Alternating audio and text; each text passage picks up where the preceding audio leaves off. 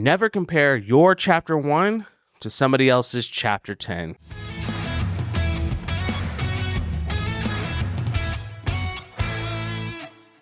Well, hello everybody, Anthony here. Welcome back to another peak episode of the Single Parents Podcast. This is the podcast for anybody whose life may have turned out, a little less than traditional. Glad to have you joining the show today, whether you've been with us for a minute or you're a brand new viewer / listener. Just very thankful for you all. I truly do appreciate you taking the time to check us out.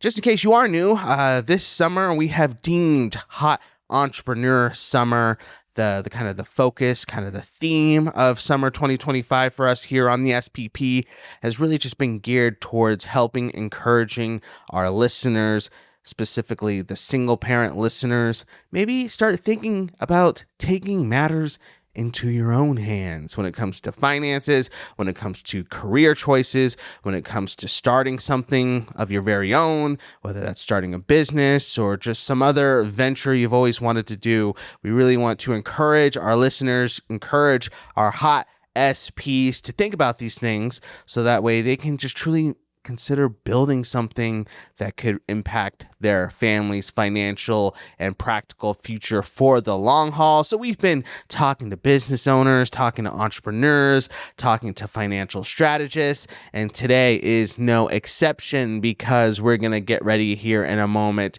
to introduce you to today's business owner guest, Allison. So yes, Allison is one of the owners of an embroidery and design business called Princess and a Redneck. Yes, that's the name. I love it. I love unique names like that. So excited to have her on the show because she's been kind of doing her thing for a while now. She has an awesome, beautiful business location, an actual retail location that she meets her clients and customers in. She just finished putting together a spectacular website.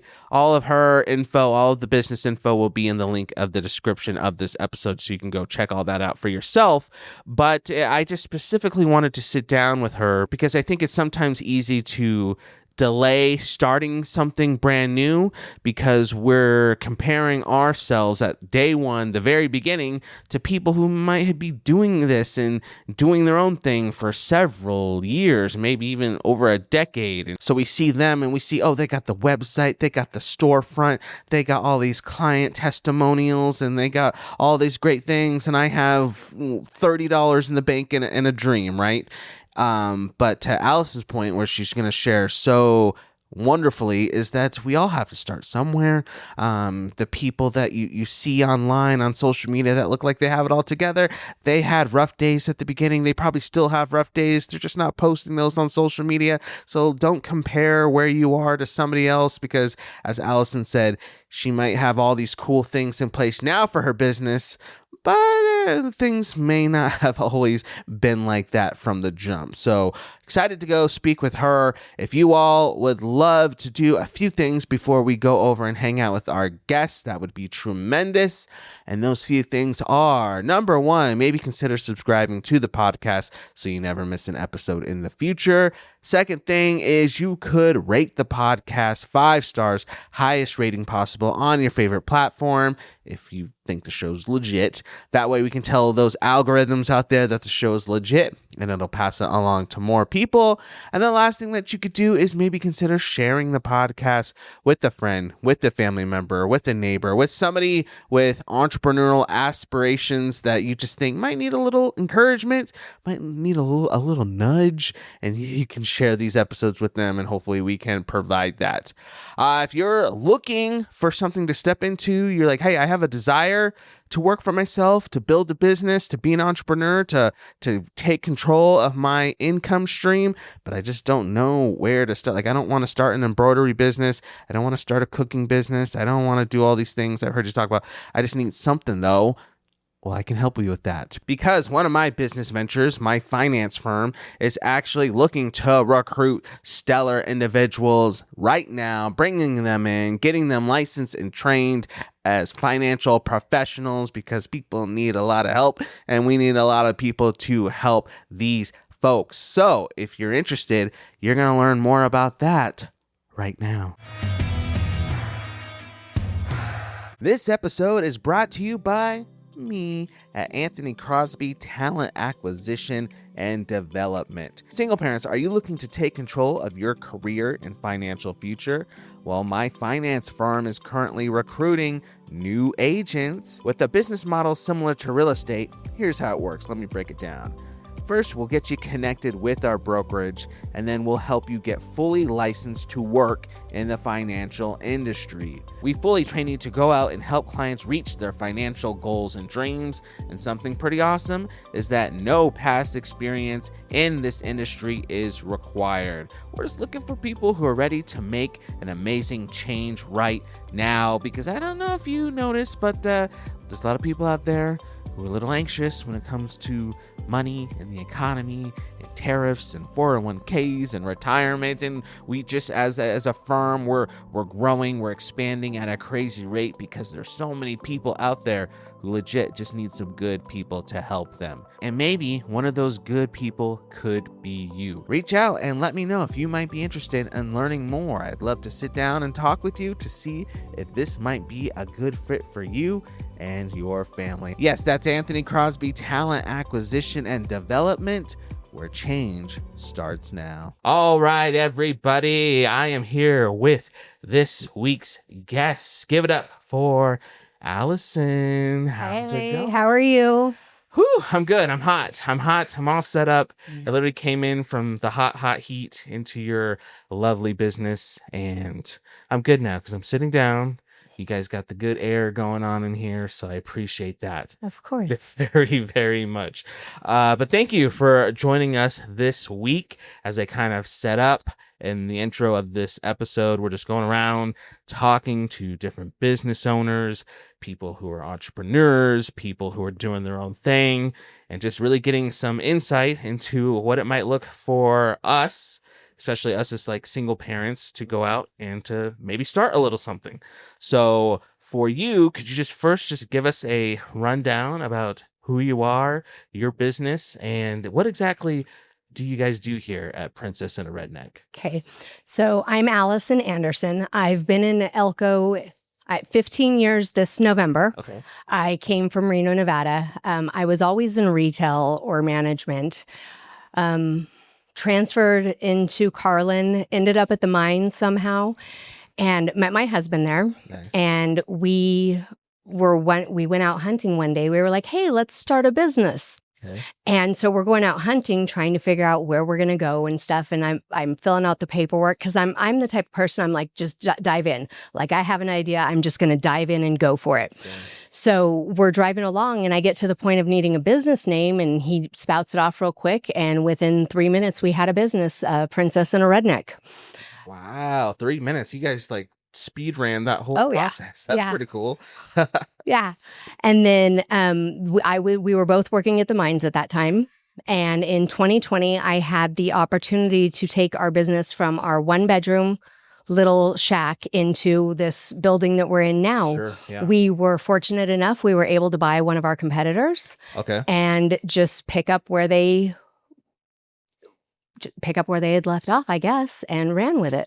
So you guys specialize in custom apparel, correct? Yes, custom mining apparel, safety apparel. We also do uniforms for law enforcement, first responders, mine rescue, Nice. and then a few other things.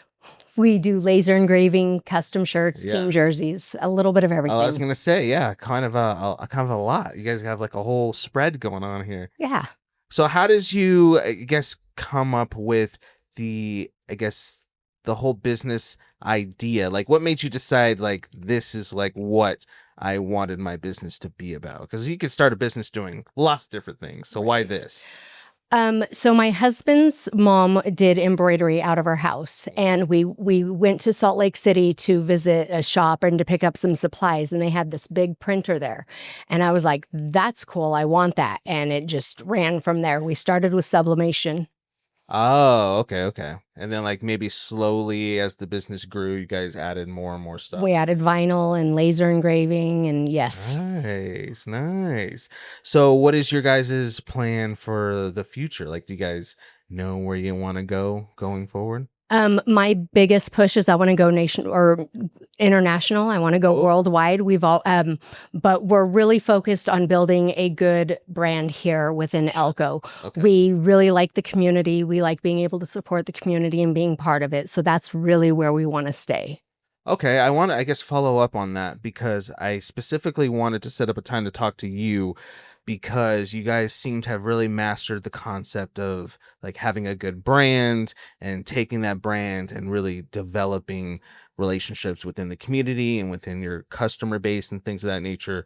So specifically, as we're talking to maybe future entrepreneurs out there, can you speak more about what it looks like to build a brand, develop a brand, build trust within that brand? Like, let's just talk about branding for a little bit. How does that look like for you guys?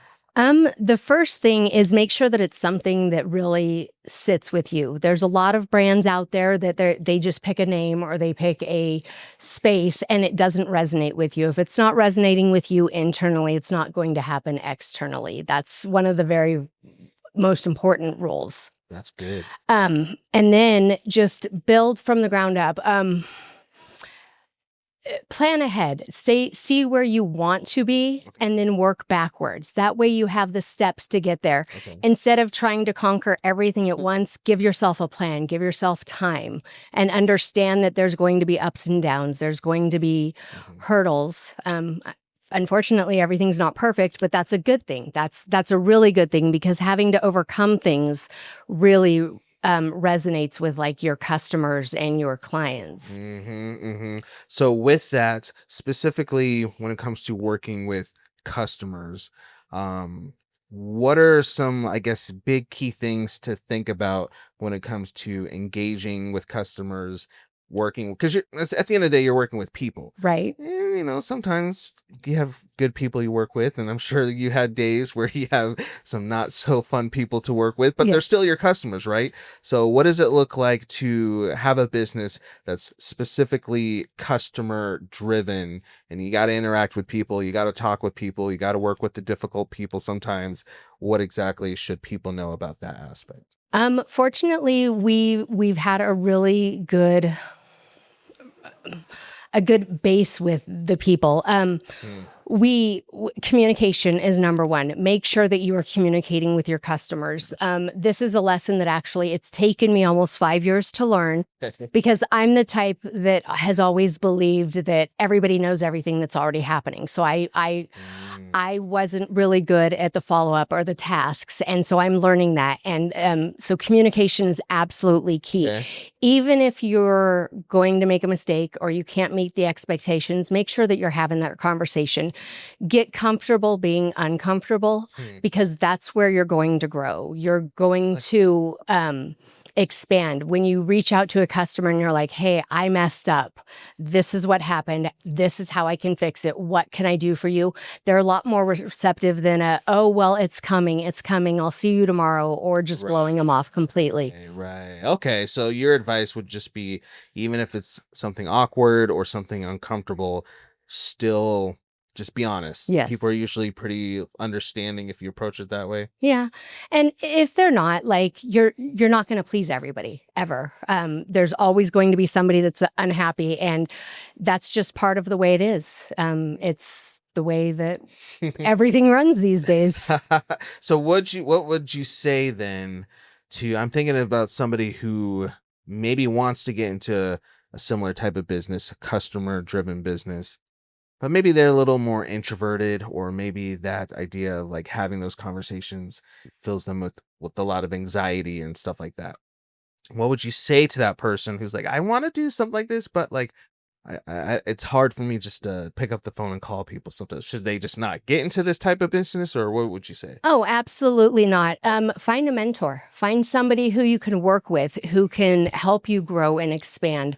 Yeah. Use your friends. It sounds silly, but do the mock like interviews and stuff. Sit down with your friends and sell them your idea.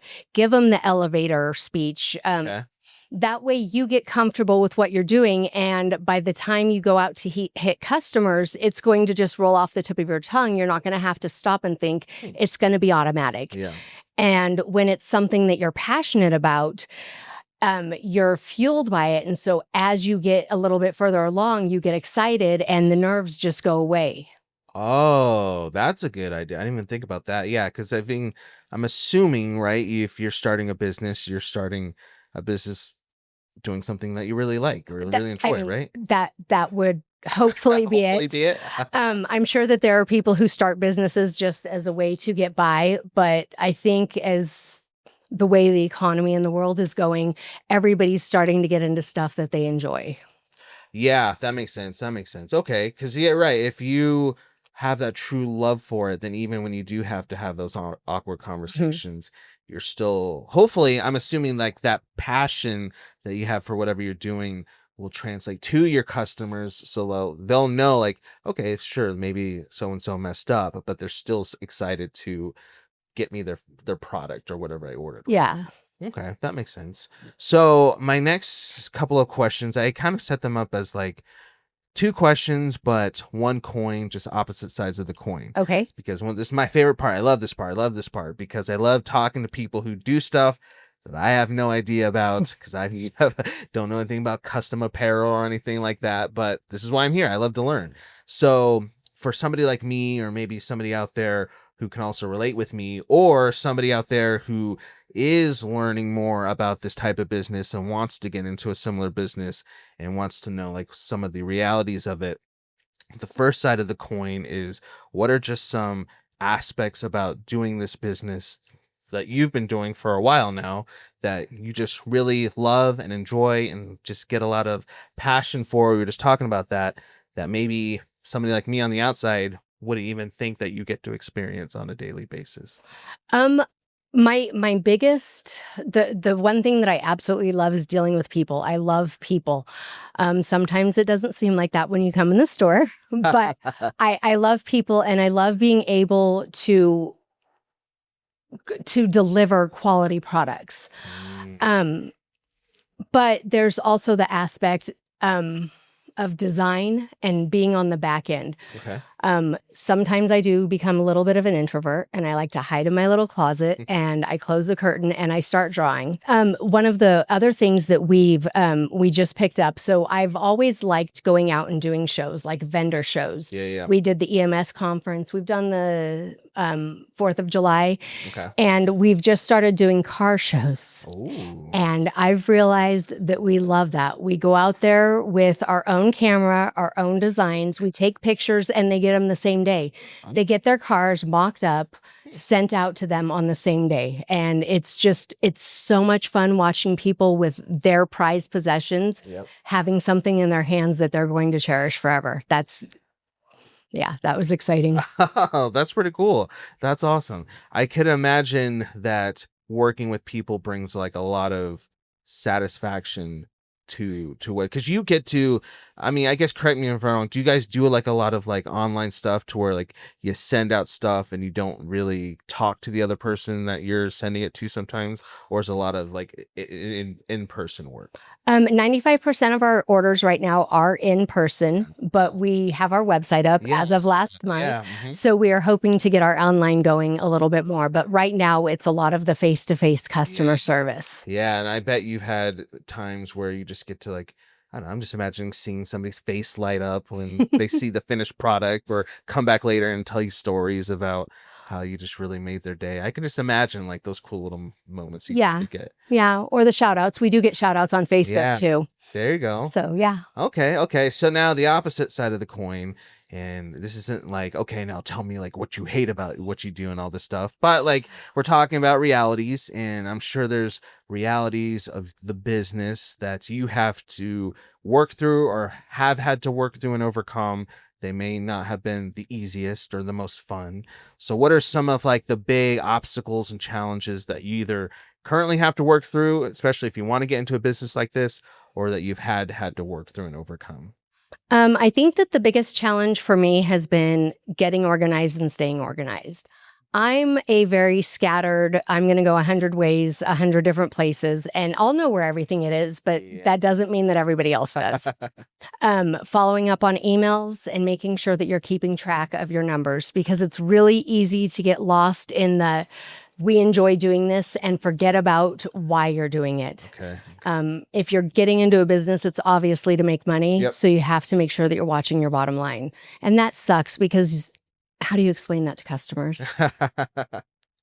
So that's a very interesting point I'm going to follow up or expand on rather, because I'm thinking through like somebody like myself. I'll just speak for myself. I obviously have my passions and have my drive and maybe start a business because it's something I really love doing and it's so much fun. But to your point, to keep your business going, you got to do some of the boring stuff, some of the office stuff, some of the spreadsheet stuff.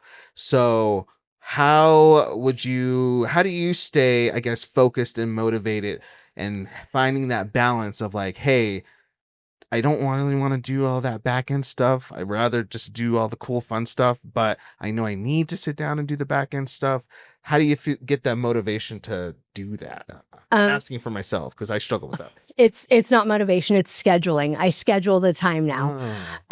If I'm becoming a calendar, I can't use that word. I'm becoming very strict with my calendars because it's how I manage my time. And as we get busier, so as I schedule the tedious tasks, I also get to schedule the fun ones. Like after I do an hour of QuickBooks, I get to do an hour of design, which is yay.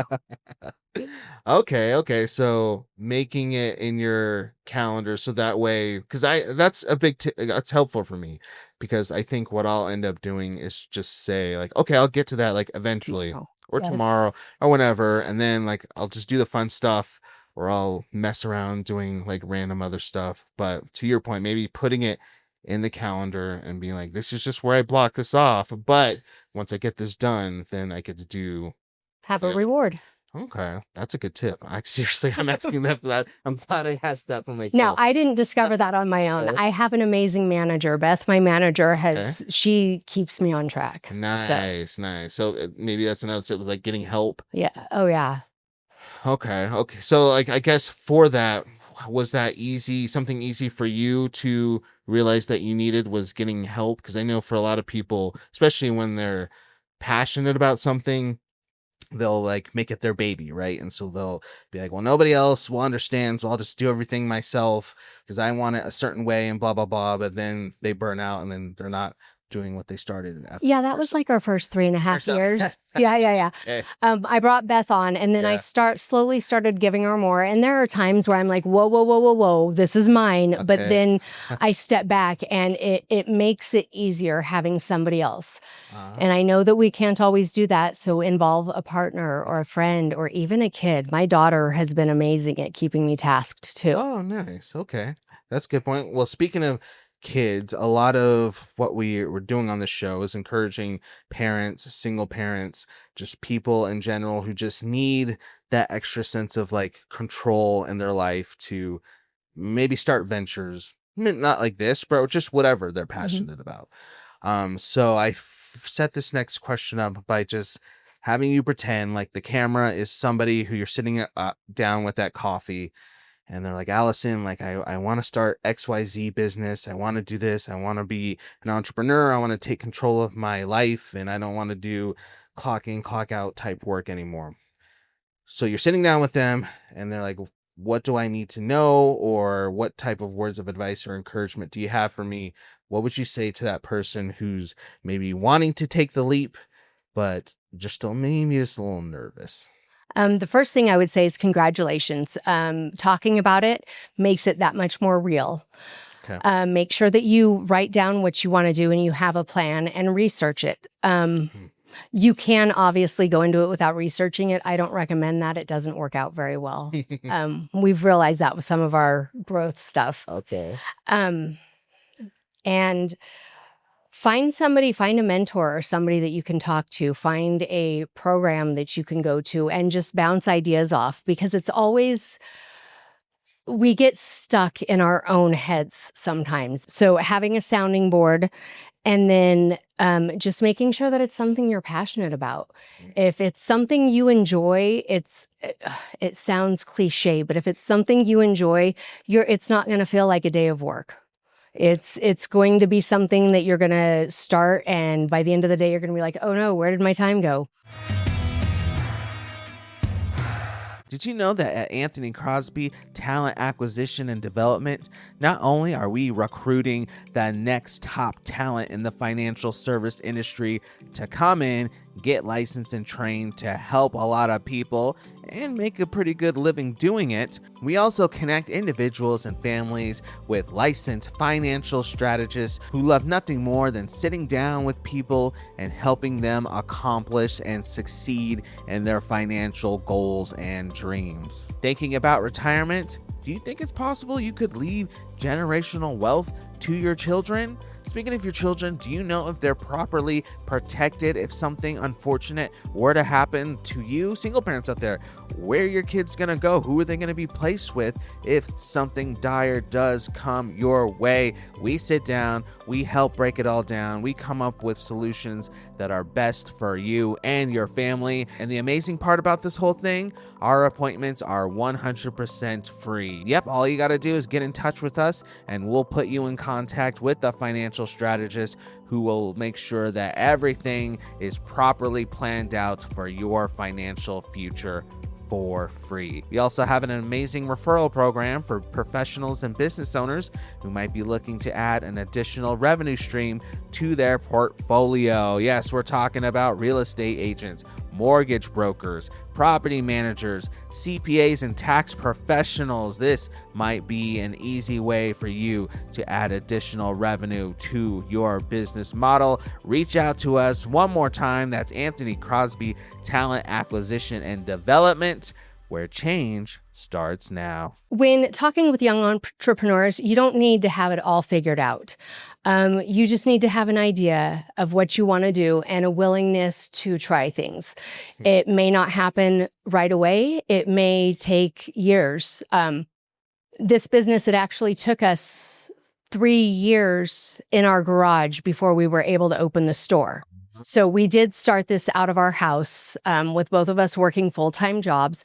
So don't be afraid to start small. Don't think that it has to be scaled 100% from the get-go for it to be a success. And don't think that because you have fallbacks or you have to start over, that it's not a success, because anything you start is already going to be a success, even if it's just with one person or one word.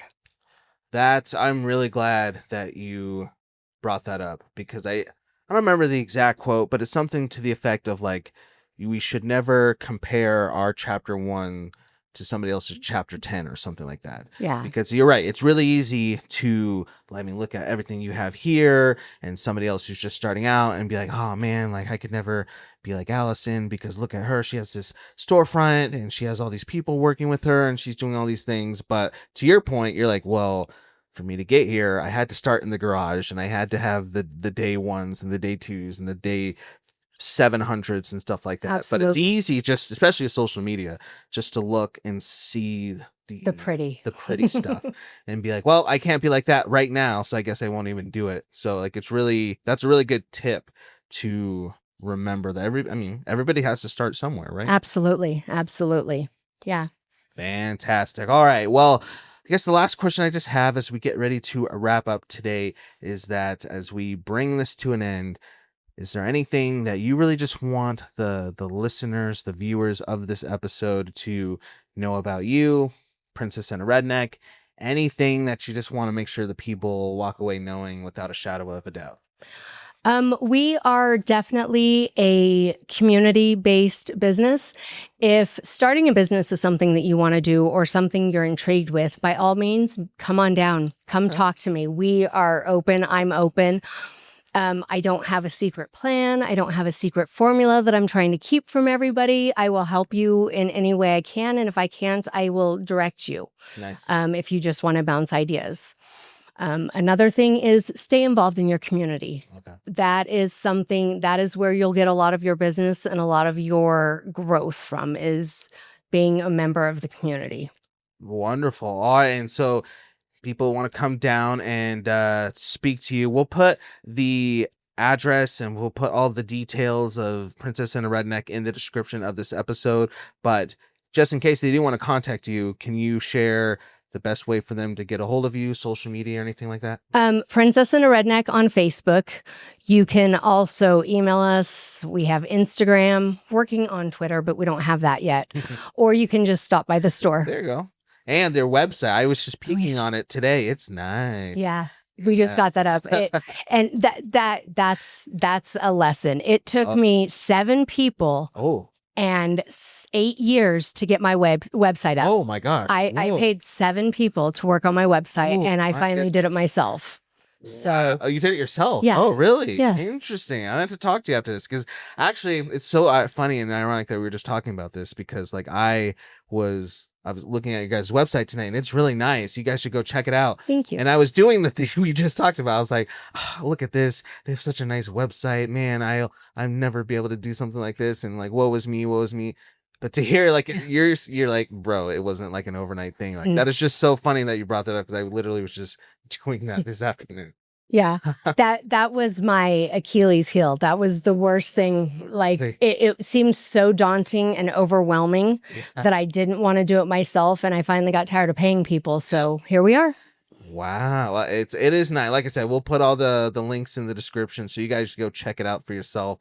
But in the meantime, thank you so much for joining us on the show today. Really appreciate it. A lot of good stuff. I just feel like I feel selfish leaving this conversation because a lot of the stuff you shared was just stuff I needed to hear. So if anything, thank you for doing this for me. Of course. Thank you. All right, everybody. Well, that's going to wrap it up for this episode of the Single Parents Podcast. If you need to get a hold of me particularly, you can do so through our email, which is just thesingleparentspodcast@gmail.com. That's thesingleparentspodcast@gmail.com. All right, everybody. Until next time, we thank Allison for joining us again. My name's Anthony, and you all out there, just stay beautiful. Bye. Bye.